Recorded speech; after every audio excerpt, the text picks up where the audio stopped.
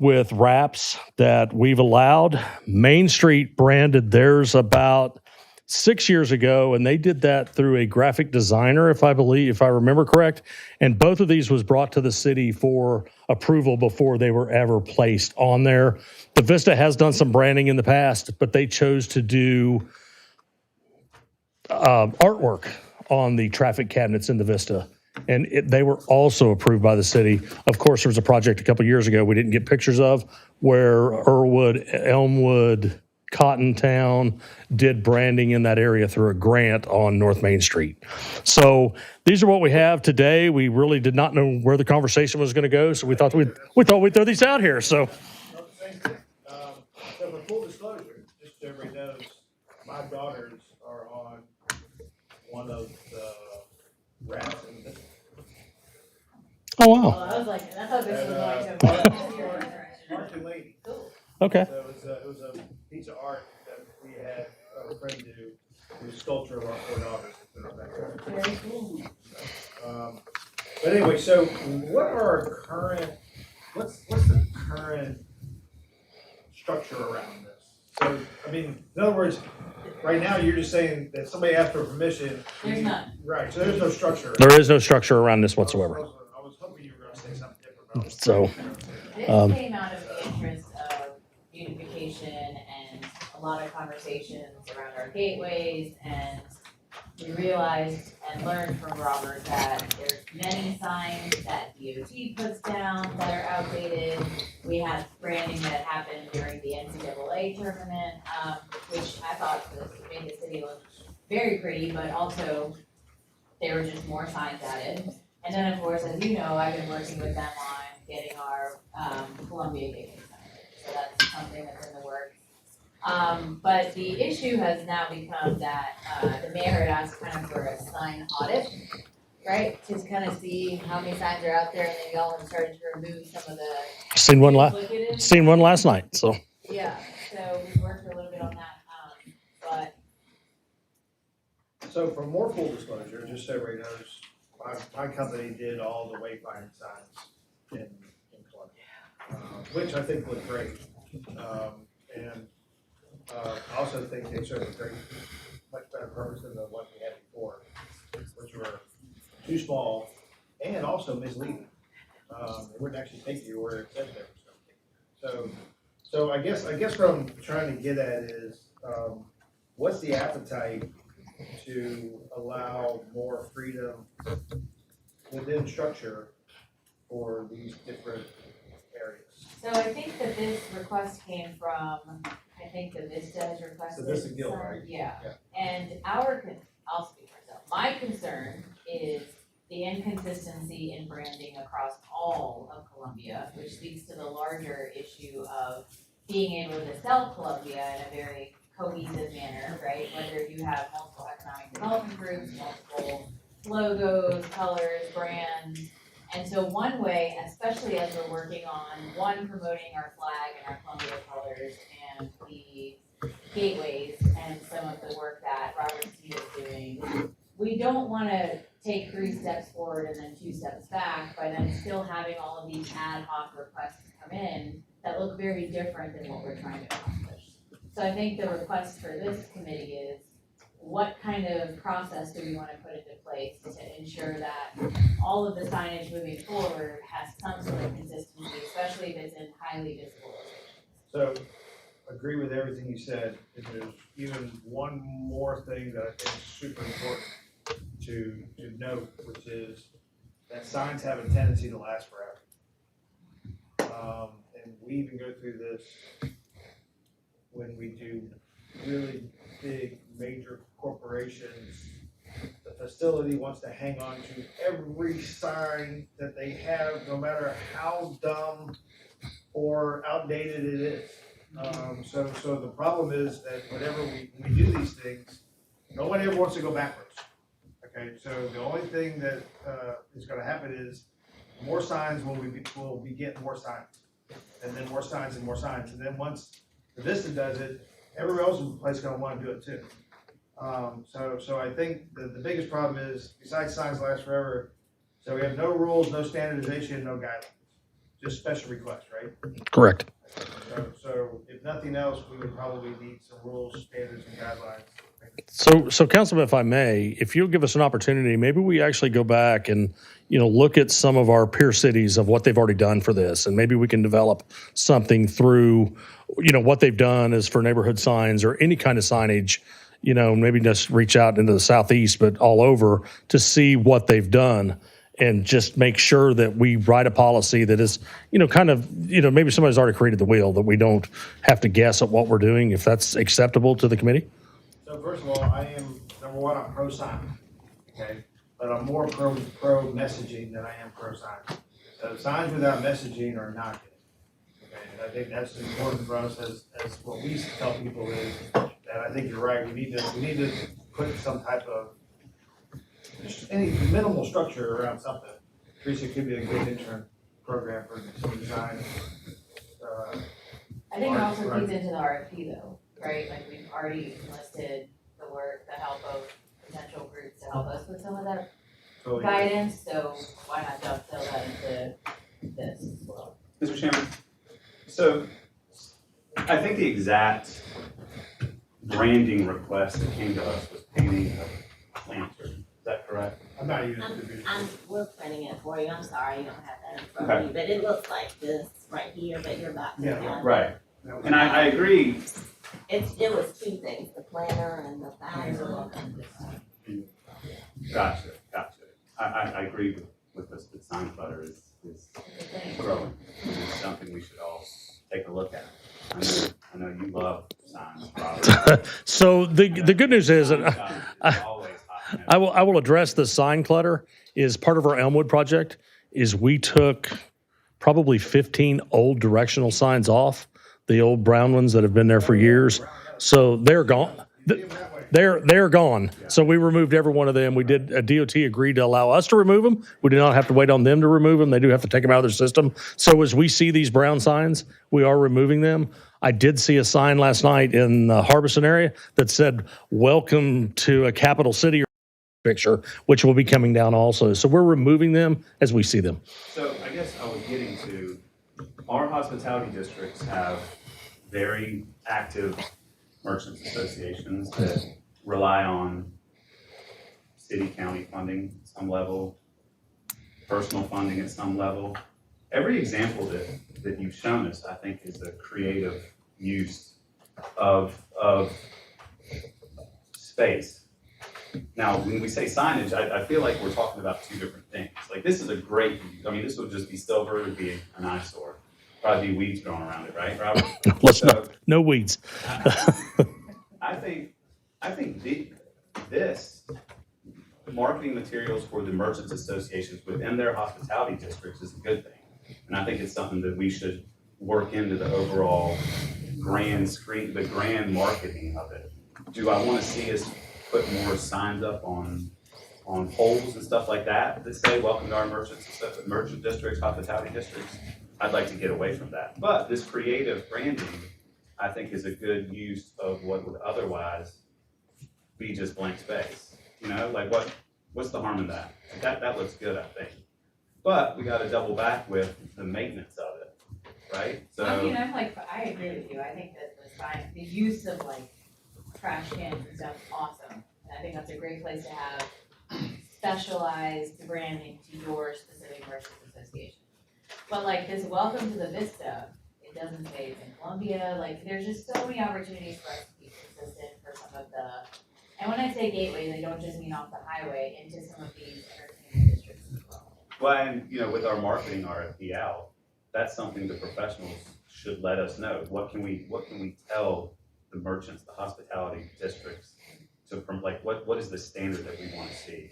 And I do think it's important, the distinction between branding and signage is important. Exactly. Yeah. So, and the branding needs to, like you said, needs to align with the branding of the city. And a lot of this is, a lot of parking garages are a great example of this. So, the last time I went down to MUSC, as soon as I was, with my daughter, as soon as I was ready to, after 2 weeks of being down there, I finally had the parking garage figured But if you expected the signs to get you around, you were in trouble. So a lot of this is the same thing, even with signage or branding.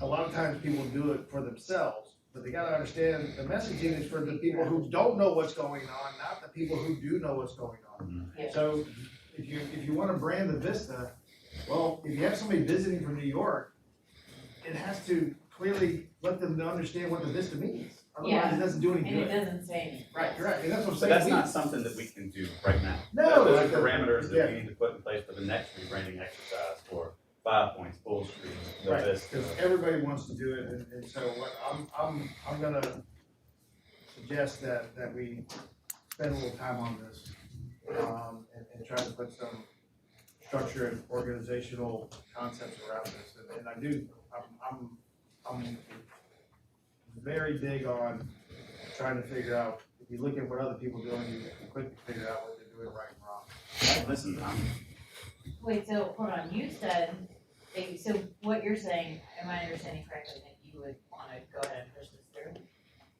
I would accept this, if this is a special request, yeah. See, I would not. I don't I like think that it it's an opportunity for us to make changes moving forward, because you mentioned 5 Points was 9 years ago, now is the time for all of the spaces to be updated. I have no problem if we wanted to move forward with that, having creative uses like Main Street did of, the light poles or things like that, but actual welcome signage, I would not wanna do that. I would wanna be able to have something consistent across, that would be my recommendation, but this, Yeah, So it's the welcome that, Wanted it to come to the, but hence, this is right here why I needed it to come to the committee, because when it was brought up at the council meeting, and I think you got cut off of that, because I was trying to relay Dr. Buckles' concerns, because it was suggested that the staff members take this request and move forward with it, but if make we a do that, decision. then we're doing exactly what we've been doing the last X amount of years, where we're just kind of like, okay, yeah, we'll make it better, but we're approving ad hoc requests, so then where's the line for us to be a little bit more consistent? well, that's on us to create that. so I would even take a stronger stance on this, without, see, I don't even like the concept of the Vista, because the Vista doesn't say anything about Columbia, South Carolina, That was so. my thing about this. So, I mean, what I would rather do is to just, I know it's tough, but I would rather just say, we're saying no in order to put some limited structure around branding within the city. So to me, this doesn't really portray anything of value for Columbia. Yeah, and then we're not saying no, we're saying we're asking you to hold, Hold, as we are undertaking a pretty comprehensive approach to making things look good. And we want you to be part of that, right? Yeah. So. I have no problem with that. I mean, I think, no one's more pro signs and pro branding than I am. That's how I make it look. So, but I do know how these things can get off the rails fast. And I'm assuming that once we brand this, they're gonna wanna brand a whole bunch of other stuff with this. This is just an addition to the branding. I mean, they've already got Vista branded everywhere else. Like So where, this is on the light pole signs and stuff like that, come on, like a banner, or. on the little, what are those? The vertical banners? Yeah. You may. This is throughout, so this is just an addition to the branding that they have already. So I guess my question is, there's a lot of different hospitality districts, a lot of different. I get it. So by us saying pump the brakes, we're saying pump the brakes on every hospitality district trying to brand themselves and dress themselves. Yeah. Absolutely, 100%. Yes. I don't think we can do that without a proper plan in place, because for us to get this plan in place is gonna take a while, right? Yeah. And you see the growth of Bull Street. Bull Street's not gonna be the same Bull Street in 18 months. They're gonna want brand. 5 Points is growing. They're going to keep branding as they move, after the DOT project. I guess But what I think at the end of the day, we all agree, there's a layer of, let's all try and bring in this theme of, you're a part of Columbia, we're all great together. Yeah. I get that. But I think that we can't do that in the near term. think what I would say is that I think we can't. I really don't, I think I don't we think push this it off. is, I don't think this is like a 5-year, we gotta really regroup. I think this is a 6 to 12 month process to just identify the branding that we're comfortable with. And what I would say is that it would be kind of like a concentric circles of, these are things you can do without approval, these are the things that you need, so it's more of a It's like road. guidelines, it's like, It's just so for this, for purposeful example, guidelines. I would say all of these entertainment districts, a guideline could be, you must include Columbia, South Carolina mentioned in your, like, none of them have this, even Main Street, it could be Main Street anywhere, right? Like, these are small things, and I just think that now is the time for us to start working on. So I will agree with you and support you if we put some HTAX money toward rebranding purposes for each hospitality district. Once we put these standards, make them, because they're gonna have to. I don't have any I have no problem problem with with that, that. I actually think the fact that they get HTAX dollars in the first place gives us a seat at the table to help kind of shape why, Great point. right? Like, they are dependent on funding that But we they are need to giving. know that we want to be a part of this one branding. There might be some uniqueness And to be to honest what with they you, come up with. But And there the, should be. but the standards we wanna put in place need to be And this written is and not written just, quickly. and I think the one thing to convey is this is not just a neighborhood or hospitality district issue. This is also, Daniel, Mayor and I have talked about how the airport is branded a certain way. You have all of these, like, it's kind of a perfect storm of a bunch of different things happening that we wanna see just be more consistent. and so the answer is, to your point, if you make a motion, then I will support. So do you want my motion to include future hospitality tax? So what's the first? Yeah, see, here's the First one. motions already. Oh, good, we went over. As long as Teresa, I want Teresa to get excited. Okay, I make a motion to recommend that the Vista hold off on, ask the staff to direct them to hold off until we develop guidelines. All right. Well, Okay, we wanna formalize it by saying that we're now asking you them to hold off for a certain period of time, so that we can put some organization and some guidelines in place. But do we even need to include that in the motion? We just need to make the motion that we wanna go through the process of an inclusive branding exercise for the city and the hospitality district. I It think- sounded like a motion right there, Peter. Well, no, I was gonna say though, so, I mean, I think though, part of this purpose was do we need to formalize, hold off, or no?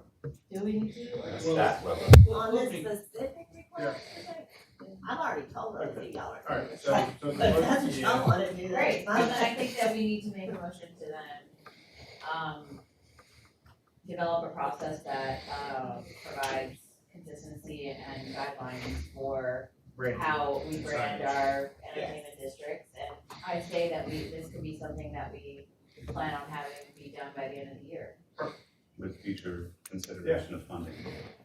Absolutely. All right, So let me add to that, so next week's meeting, we'll be giving you all an update on the marketing RFP. And one of the main focuses of I think there's 5 parts of that is branding, so this all works in perfectly, that we can take what we learned from that, what Robert and others find, what other cities are doing, we can bring it all back, kind of put together our policy, looking at a new branding. We've also considered utilizing whether it's HTAX and possibly some other different funds over the next year for this process. and that it is an accepted use, we're allowed to use tax for initiatives like this. Yeah. I believe so, yes. Doesn't Because- branding because- increase the visibility and bring more I think people we're to gonna be able to the? utilize these things. Fantastic.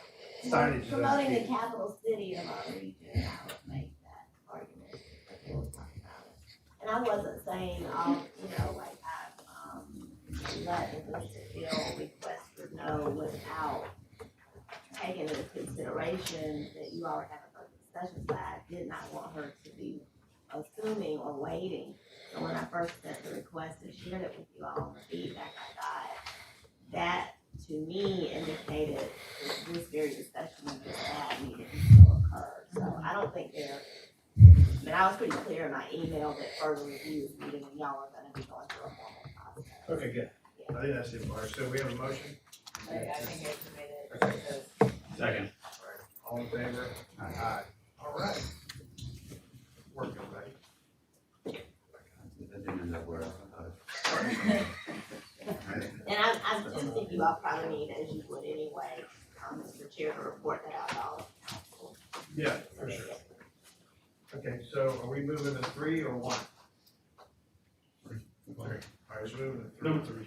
So I think that and not to get too dramatic about this, but I think what we really want, maybe the term zoning simplification is ahead of ourselves. What we really want is an awareness of what are the current different types of zoning that we have. It's my understanding there was a zoning, already been through a zoning simplification process. What were those changes? How were they been implemented? What has been the difference?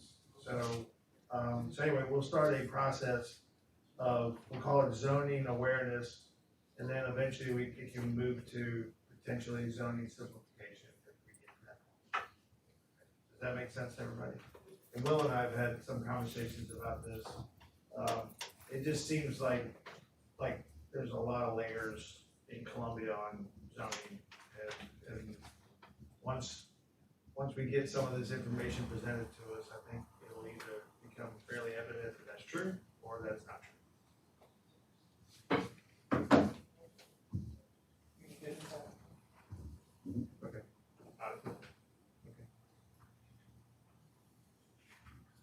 All right. All right, now we're back to 1. He's not here yet. Well, On item 3, since we're waiting, Krista, did you wanna, I know you all had some discussions with Mr. Brown, did you wanna add anything to this? What, let me add You something have real your quick. hand out. Yes. I think this would work nicely into, and I've mentioned this to Jeff, an August review of those initiatives that we put in place, not only for business license, but also for zoning, to be more business friendly. So I think this is timely for us to work in an update, not only from Krista, but also Ryan and his team with some metrics. How have we done in a year and Yeah, right. a quarter since we made these changes? And I think probably at the August meeting would be a good time for that update. And if there's any expansion off of this, at that one as well. This was just put together, not knowing the specifics, but just to give some general background, so. You wanna- I just wanna make sure you have clarity, Krista, on next steps. And I wanna make sure we all have clarity, Mr. Chair, on next steps, so that's all, I was just making sure, because Krista would be a big part of it. Certainly, and we can potentially have a subsequent meeting, Councilman Brown, to discuss any specifics. But this was just to give an overview of zoning and what had been done previously, because we, not having the benefit of working with our previous code, which you all did not, our new code is a vast improvement over that code. It was not an easy task to do what we did, but it does have a logical, organized format. Uses pictures. We always love pictures, but it still is a legal document. It's the law, so it does have to have certain parameters within that. And I was reading here something recently that shorter actually can be more problematic at times because it's not as clear. And so I actually strive, and Missy can tell you, to be really succinct in my writing, to be clear and succinct. But in a lot of cases, sometimes you just need more information so everybody's on the same page. To tighten up the staff interpretation. Absolutely. So you don't have quite as much discretion. We want to apply discretion where it's favorable, where it's appropriate, provide that flexibility, but within certain parameters. So that we all have more certainty, because we know certainty is really one of the goals of the code. I totally agree with that. I think, and one of the things that I tell people all the time is that I think we all want to be pro-compliance. But the question is, if we're pro-compliance, is that achieving the goals of the city compliance with things? So I think what we hear a lot is that certain things are onerous or, you know, not anti-development, but harder, makes it harder to develop in one. Okay, so I guess in my mind, what I would like to do is just have a really good, firm awareness of the different zoning by area, the different overlays by area, and the consistency within the zoning for the city. Certainly, absolutely. And that, when we had our workshop, that was a goal, because I don't know that everyone has received the message of the improvements that have occurred with the new code. So when we had our workshop at the Museum of Art with the development community, it was still a small bit of the development community, so the word didn't get out as wide as maybe it could have to talk about the improvements. And we're still going through it, but the code is also it's a law and it's a mediator. Diverse set of stakeholders, some of them here, and we try to meet in the middle to meet all of those goals. But I do think we could do a good job of getting out the message of the improvements of the code, trying to actually meet all of those stakeholders' goals. So, Do you think there's a firm understanding within the community what the zoning is? The people who need to know. I mean, in other words, I'm not a developer, but do you think there's a firm understanding that if somebody says, I want to develop this property on Rosewood, that I would understand the guidelines around what I could and couldn't do? you can understand the zoning code currently a whole lot more than you could previously. Now, is it still a technical document? Yes. I made the analogy with Missy. You aren't necessarily going to be able to read the engineering regs and be able to develop a piece of property either. I think our regulations are a little bit easier to understand than the engineering regs, but it's still a technical document, which is why we're here to try to help impart that information. So it is a whole lot easier now. Should you read it and go do something without talking to us? Probably not. Okay, so that's a point that I was gonna make. So if someone called me tomorrow and said, hey, I got an idea, I wanna develop this parking lot in Vista. Okay, so the first thing I should tell them is meet with staff. Take a look at the document first, and then, yes, meet with staff. We do pre-application meetings regularly with folks, or our folks will talk on the phone to just go over ideas. We actually highly recommend pre-application meetings for anything other than a small project, because it's not just us, it's also engineering, stormwater, all sorts of other different types of areas that the city touches. Yeah, oh, and Gregory. That was actually my question. When you say staff, is it Gregory that we're going to, or is it that they go to the phone and call planning? It's our development center. So they are the hub, although they'll be referred in through a number of folks, sometimes engineering, sometimes economic development. Greg does as well. So they come to us, but our development center, which is that hub, Brandon Burnett, he organizes a lot of those meetings to make sure the right people get in there. I've been through one or two. Yeah. They are very effective. How do you think we can better get the word out for that particular pre-planning exercise? Because it's very valuable for people to understand, you know, not only what I can do with my property, what do I need to do to build it? Well- Zoning and then building codes, which the building folks are included Absolutely. as well, which is very important. Yes. Well, for some of them, once you meet a certain threshold of development size, it's required. So because of the complexity and the various areas, so it is required. What we have discussed and for this coming year is also having a series of development clinics, which would include kind of a zoning 101 within those as well, to the development community, try to get folks in to have those. And that could even be recorded, put online in case you just didn't want to come and meet with us personally. So that would be another way to get that word out. So do you think if I was a developer from New York, I would have a harder time or the same time if I was developing something fun? To be perfectly honest, we hear more compliments from people from out of town than we do from in town. The question is, how would they know what to Our website is actually rather good, directing you, before you start, who to call. So we get those calls from those folks from out of town and we meet with them. You mentioned design overlay in the process. Right. So as you say at the very end here, so we've redone our zoning ordinance and the land development ordinance, which is also the subdivision regulations, how you develop land. So the next step is to look at some of those other older documents that govern the development of land, which are some of the design guidelines. So this coming year, we're going to begin working on the oldest ones, which are our urban core. So that is the city center and Innovista.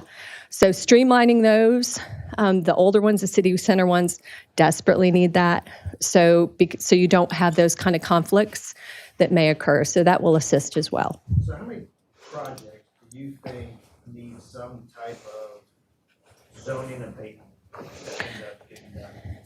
That has decreased significantly with our new code. Our Board of Zoning Appeals used to have anywhere from 10 to 20 cases per month. We've had, within the past year, I think at least 2 meetings where there were no cases. Now we have about 5.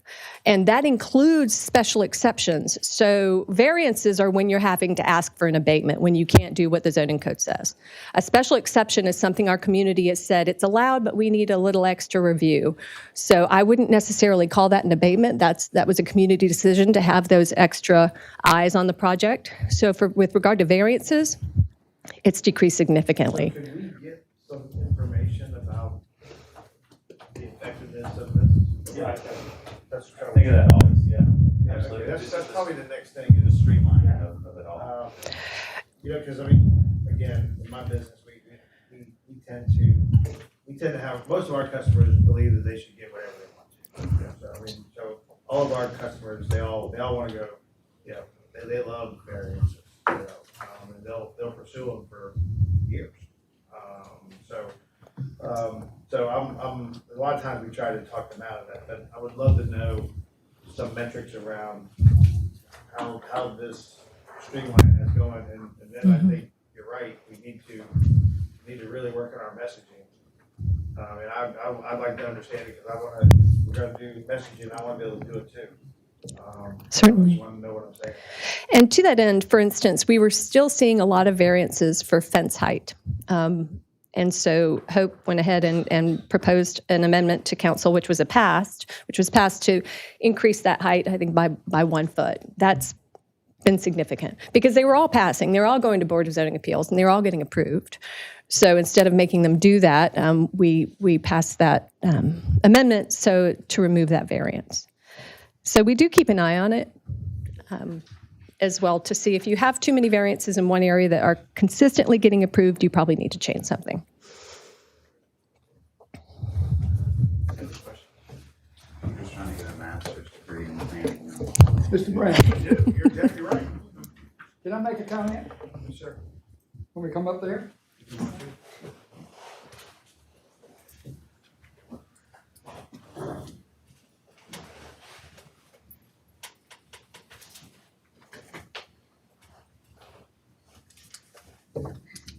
Mr. Brown and members of the committee, I'm Jim Daniel. I'm a commercial real estate broker with Catawba Properties. I'm a one-man operation, primarily working in the portions of the city that really are just in the stage of being redeveloped. I think the new zoning is a vast improvement over what we had. The issues I see are several, though. One is I think there may be too many classifications. And within some of the classifications, some of the uses for some of the properties that have been listed in a particular classification seem like an overstretch or really sometimes unrealistic. And I would hope in this process we look through that. I get flyers from all the real estate firms in town, the big ones, the little ones, on properties they've got for sale. And talking about the education standpoint, I mean, most of the big firms are still using the old zoning when they send out a flyer. They're not listing what the new zoning is, so the client thinks they're still working in an M1 when they might be working in some other classification. So I think notifications there to the brokers in charge or the agents would be very helpful. so that they're putting out the proper information when they start to market the property. And some of the things are new, like no parking was required in commercial properties up to 7,500 square feet. It's too early to know how that's working because it's only been in place a few months now. You know, the purpose makes sense, but the people who are going to this facility, if it's not in a major area like the Vista or some other places like that, need to have access to parking. And I think it's going to take us a year to sort that out to see whether that particular change is working or whether we need to drop the square footage down to 5,000 or whatever. So, you know, that's an item that I think is still needs to be looked at. But I think the major concerns that I've seen in the projects I'm working with on this is, one, changes are being made as we go along, and it's hard to follow what those changes are. I know when the legislature changes a law, normally they will have the old law X'd out, the new law there, saying when it was amended, so everything follows. Now you have to go to a different part of the code to find out what's being changed. So you're looking at this one, and then you're looking at that one. So I would hope, and maybe Krista can help there, but I would hope that, you know, we could sort of simplify it for those who have to try to understand this. I've had a great deal of success working with zoning administrators, the present one as well as the past. They're very helpful. Again, as an educational process, I think a lot of people don't understand that process. So I hope as we go through this, we will look at a better educational. So we're putting out the correct information on zoning, that the people who are doing the deals know who to talk to. And we have some. Just a level of misunderstanding. I think so. I mean, where the big guys don't understand and put in their flyers that the new zoning is X and they're still using M1 or whatever it was before, it doesn't comprehend when this thing's been in existence for a year and a half. So it's possible, what you're saying, that people aren't developing based on the new. I don't think that's the case. No, I think the problem right now is in the areas of town I work with is in a developing area. Some of the things they have designated to happen in these areas are really quite complex for what's in that area now. Maybe 10 or 15 years from now it'll work, but right now it's sort of premature to require some of these 2- and 3-story work units. But I think it's an educational process for one, and some clarification so we can find the changes when we're trying to figure out what's the latest requirement for this particular zoning code. Thank you. I think there is a need for some education, but partnering with the private sector as well. Yeah. Private ambassadors to help us get the word out. Thank you. Thank you. All right. Not the beat a dead horse, but the reference to part of this. What is, I just want to make sure we're understanding what the this is that we're being asked to do, Mr. Chair. I don't think that there, I think the only this right now is to look at these changes Okay. and really try to, And better convey them. yeah, well, obviously we know we gotta do some The better messaging messaging. and Messaging on what we've education. done, but Okay. I would like to get some metrics on how we think these changes have improved. You know, what are the improvements and how can we quantify or qualify those improvements? So and besides just general awareness of what we've done, then there's the level of, you know, what do we think that what we've done has made a certain improvement for people? So, does that make sense? It does. Okay. It does. I mean, it doesn't take away the potential for zoning simplification down the road, but I think right now, this is more of an awareness thing that I'm happy to know that to be honest with you, I didn't know that we had substantive change in Yes. zoning recently. So that, you clarified my question. We just want to make sure we're not going down a different Yeah, path. we don't need Starting anything crazy. something I think all we're trying to do is understand the significance of these changes Yes, for sir. the community. Okay. Jeff, you go back to one? Number one. Create Opportunity Funding Request. Start with Ryan Coleman. Hey, good afternoon, Council. Last month, came and spoke with you all briefly about the Create Opportunity Program, a information technology training to apprenticeship program, which was started under Cyberwoven probably about 3 years ago. That program was initiated with a one-time funding request. City of Columbia contributed $40,000. Richland County contributed as well. That program has since been stood up, and Ben Rex, owner of Cyberwoven, is looking to transition that program now under the SC Technical College system. And so he sent in a request for support letter for $50,000 from the city to help transition that program. I believe there were some follow-up questions that y'all had after that meeting, which I provided to Ben, and just wanted to give him an opportunity to come in and address those. The questions in regard to what would the city be using the funding for? How was the private sector partners, Diesel Laptops, Colonial Life, how are they supporting it? And a few other things. So just wanted to give y'all an opportunity to have that dialogue in person and let him respond to those items. Thank you, Ryan. A couple of quick thank yous. First to the committee for chiseling us in. Second to the city for being one of the early funders back in 2020 that helped us kickstart this initiative. And today I am proud to be here as the newly minted chair of the South Carolina Technical College System Foundation. We are the private sector arm and supporting organization for the technical college system. I'm going to turn the floor for 46 seconds to Roger Schrum, who is the chair of the technical college system, that'll give a brief intro to what we're doing here. Hopefully I won't take 46 seconds, but I, again, appreciate the opportunity. Okay. I appreciate the opportunity to be here today and speaking on behalf of the Technical College System Foundation. Each year we're educating 140,000 students across the state in 16 institutions.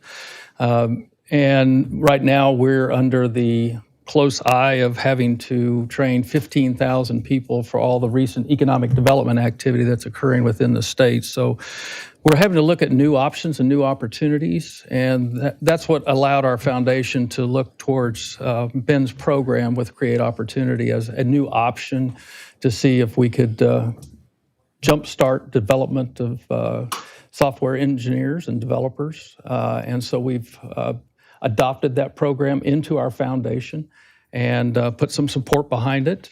And we'll be working to work with Ben and the organization to further grow the operations outside of just the Midlands and hopefully in other parts of the state. Thank you very much. Thank you, Roger. So your seed investment 3 years ago spurred a process of developing a rich and integrated public-private partnership where we have raised almost $3 million of funding from federal, state sources, as well as a diverse set of private partnerships, with the goal of broadening the number of people in Columbia who are trained to be software developers. We've created a pathway with no cost to the individual, so tuition is fully funded. There's a $4,000 stipend to support living expenses while the individual is in a 6-month, full-time, 40-hour week training at Midlands Technical College.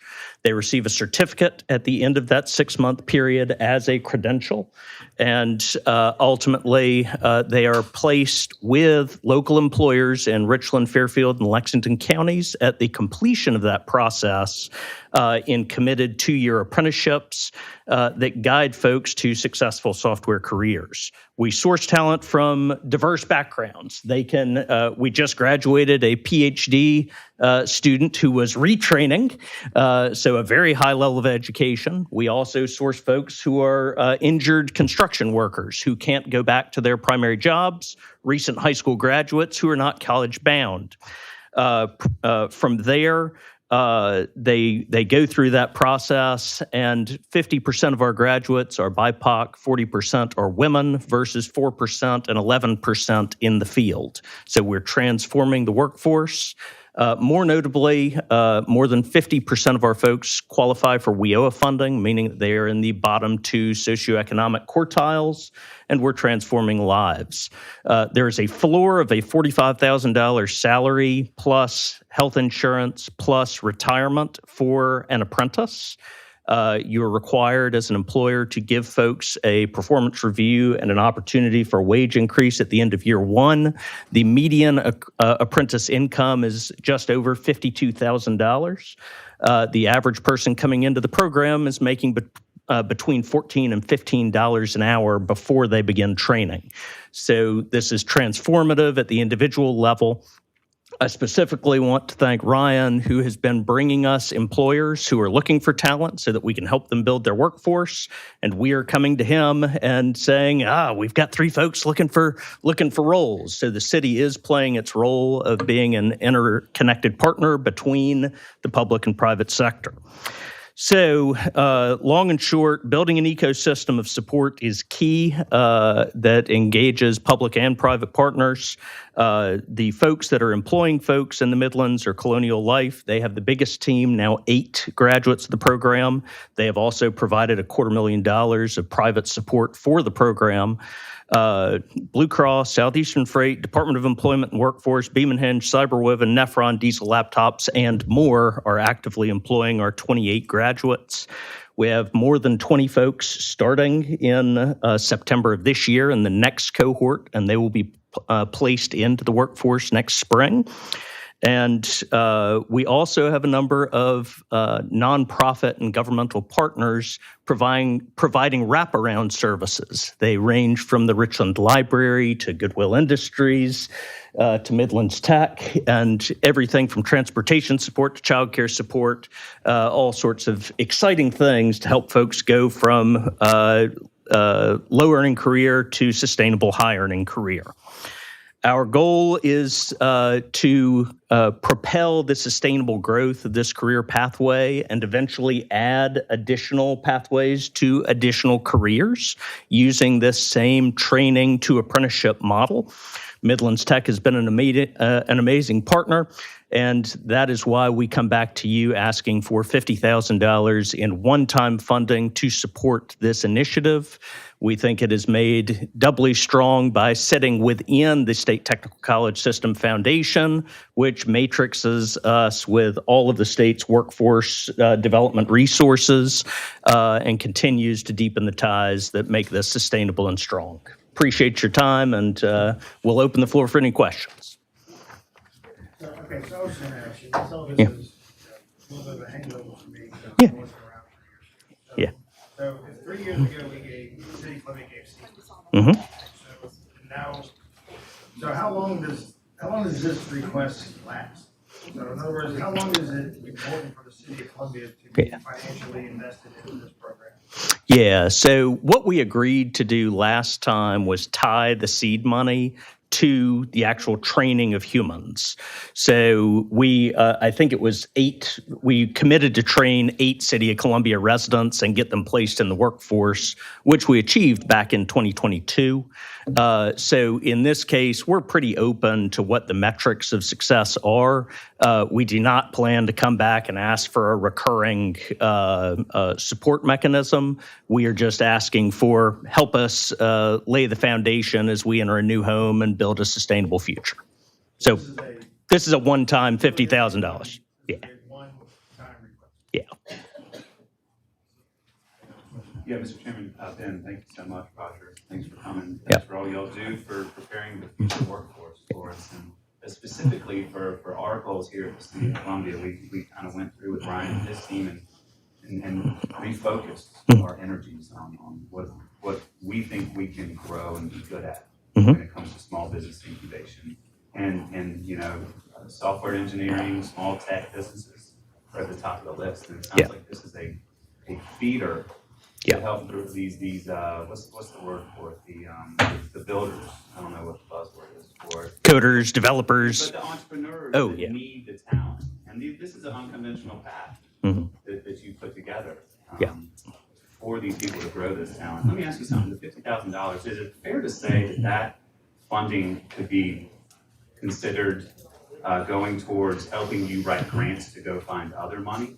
That's fair. Is that a fair statement? Yeah. And how much, just ballpark it, if we come through with this $50,000 grant, what paths and what kind of ballpark amounts are out there for you to go pursue with a grant writer?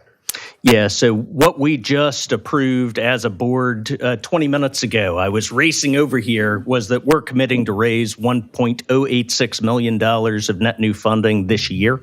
And we've had 86,000 of that committed in the last couple of weeks. So long and short, we think we can get $1 million towards this year. And we need to scale that to $3 or $4 million next year as we expand this to 2 or 3 other technical colleges and make this a statewide network. Because when you look at it, if you take a family from a collective income of $40,000, $50,000 to a collective income of $100,000, $120,000, the independence that family has, the impact on the tax base, the reduction of dependency on the social services network, et cetera, is really healthy. And that's why we're taking this ecosystem-based approach. So we've proven at pilot scale that we can do that. We've proven in employers with 8 employees like Beam and Hinge and with 12,000 employees like Colonial Life that this is sustainable and growable. So I think to that point, we know that there's a net deficit of 300 software developer jobs in Columbia right now. We need to fill those jobs. And ultimately, the only way to do that in a way that's sustainable for the Midlands is to train local committed talent from the Midlands. I think it's a very wonderful return on investment for a very important group of future workforce that you're touching. So I appreciate Well, I have a bias, but I agree. it. Thanks, Tim. Thank you, Will. Thank you. Yeah. Item 4. I think we, if it's okay with everybody, I'd like to just bring that up at the next meeting.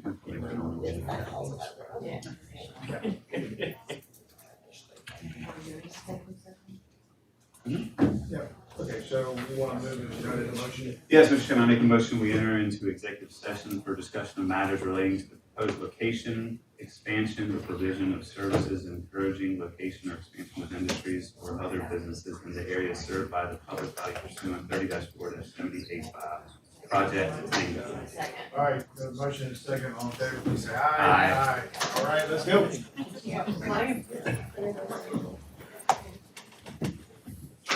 Yes.